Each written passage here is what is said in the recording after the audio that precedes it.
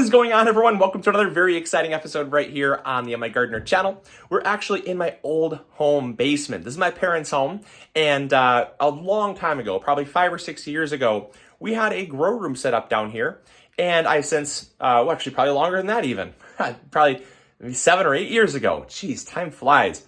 But you can go back and see some of those old videos of the grow room that we had down here, and believe it or not, we actually, so Mrs. MIgardener and I bought our own home. I since have gone to college, got married, bought our own home. So I obviously don't live here anymore, but we didn't have any room for these 2 grow lights. And so I told my parents, I said, hey, why don't you guys keep 2? We did have 4. So over there where there's some boxes, we had another set of grow lights. So we had 4 total down here. And I said, why don't you guys keep 2? I don't have enough space for 2 in our basement. So why don't you keep 2 and then grow some plants throughout the off season to feed, you and Dad. And my mom thought that was a great idea, so she said, sure, just as long as it's not too complicated. When we first had the grow room down here, we grew hydroponic lettuce, we grew hydroponic cucumbers, but there's also lots of other things as well that grow very, very well. A lot of your low light herbs, things like sage, thyme, parsley, oregano, these are growing in soil, so they're not growing hydroponically, but you can grow so many different types of herbs. Things like tomatoes and peppers, that gets a little tricky because they require so much energy.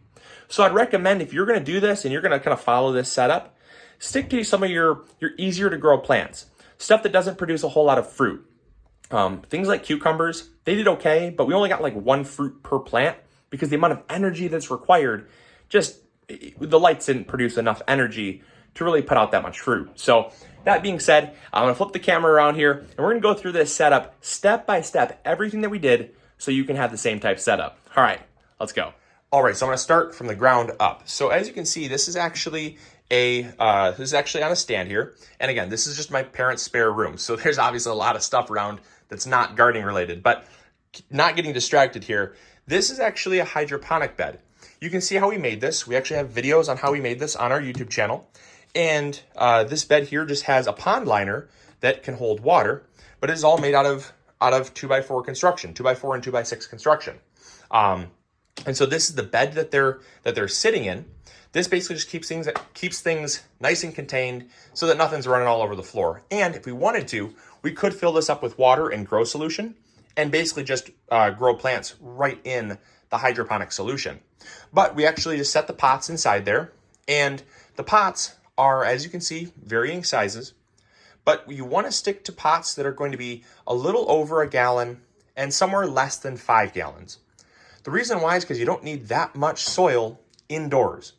The plants are actually going to be contained. They're going to be growing in this for the remainder of their life.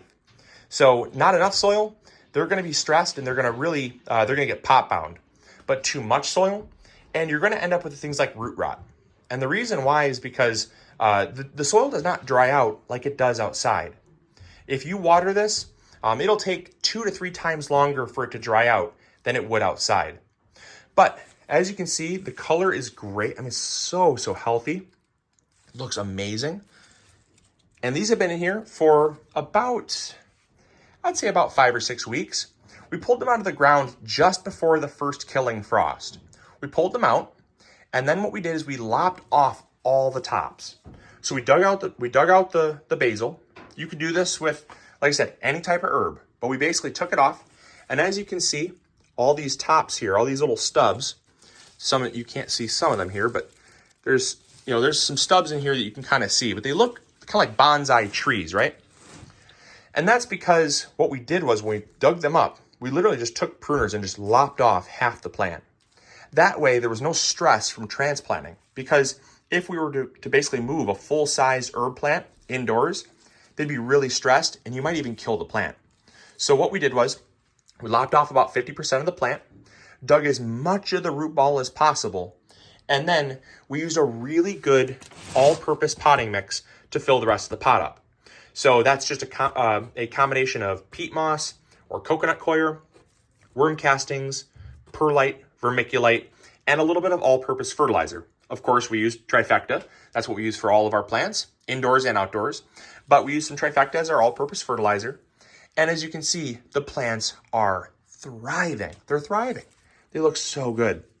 Now, The next thing that we had to do was we had to get the light set up. So the lights we've already had here, but these are produced by a company called Viva Grow. Not sponsored, but as you can see, these are T5 high output fluorescent lights. They're 48 inches. So there are basically, there's 8 bulbs in here, and each switch corresponds to 2 bulbs. So I'm switching off 2 bulbs, 4 bulbs. I'm only at half power. 6 bulbs are off. 8 bulbs are off. And I love that because it does give you the ability to, it gives you some variability. It also really gives you a lot of beautiful light. These grow lights, as you can see, as they are a high output light, they give off a decent amount of light. The power of the light, or the strength of the light, is 3,000 lumens per bulb, and the wattage is, because it's a fluorescent bulb, the wattage is roughly about 20 watts per bulb. So believe it or not, because they're only about 20 watts per bulb, that's only 160 watts per fixture. There's a lot of lights out there in your home, incandescent bulbs that burn at 80 to 100 watts. So basically, if you have 2 80-watt light bulbs in your house, these run on the exact same amount of power. That's incredible. Now, the thing with these lights is the fact that they are very bright. And because they have the right amount of lumens, is going to be the right amount of light energy that the plants need. 3,000 is kind of your base minimum. I prefer personally going like to 4,000 or 5,000 lumens per bulb. That'd be better, but you do get into a higher cost bulb. So just keep that in mind. The other thing to consider too is the Kelvin. So that's the K number, and you're going to see that on any compact fluorescent bulb that you buy. Now, the Kelvin is what color the bulb is. And you really want to stick to something that's higher than 5,600 Kelvin. That's going to be something that's in the daylight white or slightly blue spectrum. And that's because that's the color that plants need to actually generate energy, to photosynthesize. And then the final thing that I thought I'd mention is that it's on a timer. And that is really convenient because that way we don't have to come down here and shut these lights on or off. We basically just make sure that they're set for 12 hours on and 12 hours off. And that means half the day these lights are going to be on, and the other half of the day they're going to be off. Now, we do run the lights based on the off cycle, so that we don't run all the lights in the house at the same time. These are actually on at night. It's nighttime when I'm filming this, but when all the lights are off in the house, these come on, and that way there's not a whole lot of power draw. You're not straining your home's power consumption. So these come on at night. They kick on at 8 o'clock at night, and they go off at 8 o'clock in the morning. So that's the on-off schedule. If you're growing something that takes more energy, you might have to bump that up to like 16 hours. But again, just look at the color. You can tell how healthy a plant is based on the color of the leaves. If the leaves are getting small, they're not getting larger, or they're turning yellow and kind of falling off and the plant looks stressed, bump up the lights a little bit. 14 hours, 16 hours, even 18 hours is not uncommon for grow lights. But that comes to a kind of a trial and error period. And obviously that's based on what you experience. So start at 12 and go from there. The final thing that I thought I'd mention is the watering schedule. So I'm going to flip you guys back around. We'll go through the watering schedule because that's really the last part of keeping these plants healthy. And there's a few tricks and tips that I want to give you guys. All right, so like I said, watering plants indoors is not the same as watering plants outside. And the reason why is because they don't dry out as fast as they do outside. We'll only water these about once a week. Water them once a week, and that's plants this big. If they were half the size, we might only have to water them once every other week. And so because you want to be very mindful of how much water you're giving them so you don't get things like root rot and disease, you want to make sure that you do a finger test or a pickup test. Pick up a dry pot and see how heavy it is. Then heavily water it, thoroughly water it so that it's coming out the bottom and it's nice and saturated. And then pick it up and see how heavy it feels. That after a while, you're going to pick this up and you're going to feel, oh, it needs water, or oh, it's plenty fine. And that's going to give you that kind of muscle memory. But also you can take a finger and you can just stick your finger in and stick it in about to your knuckle. And if you feel moisture anywhere within that 2-inch distance, you're fine. If it feels dry, give it some water.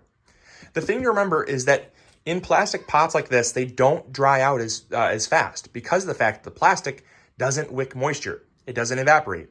And because you don't have sunlight and wind and things like that beating down on the plant, it also does not evaporate. So basically the water just stays contained in this pot here. So overwatering is really easy. It's one of the most common ways gardeners kill their plants is just by killing them with kindness, thinking they need more water. So just keep that in mind that they need very little water, but they do require consistent water. We'll water them, like I said, about once a week. And that way they stay nice and healthy. They keep growing and they keep producing. So there you guys go. I hope you all enjoyed. I hope you learned something new. I really do hope that you'll think about getting one of these setups going in your home. They're so easy to get going and very inexpensive because technology is moving so fast these days that these lights here, they might only be about 70 to 80 bucks a piece, and they can grow a substantial amount of food for your family. The final question I know I'm gonna get asked is, what does it cost to run these lights? Like I said, about 160 watts or so per unit. So the average cost per day is maybe 5 to 6 cents or so to run them on a 12-hour cycle. So you're looking at two of them, maybe 10 or 15 cents at most per day. So not too bad at all for the amount of food that they can grow. For these lights, 75, 80 bucks per light, you can grow a heck of a lot of food. So I hope you guys will check these out. I will post links in the description box below to where I got mine, or if I can't find them because they are pretty old, I'll find a comparable unit that I would definitely stand behind and feel confident using in my grow room. But hopefully you guys enjoyed. Hopefully you learned something new. And let me know in the comments box below if you have a grow light setup going and what you're growing. And as always, this is Luke from the MIgardener channel, reminding you to grow big or go home. And yeah, we'll see you before long in our grow room doing lots of hydroponic videos and things like that. So, all right, take care, everyone. Have a wonderful Thanksgiving, and we'll catch you all later. See ya. Bye.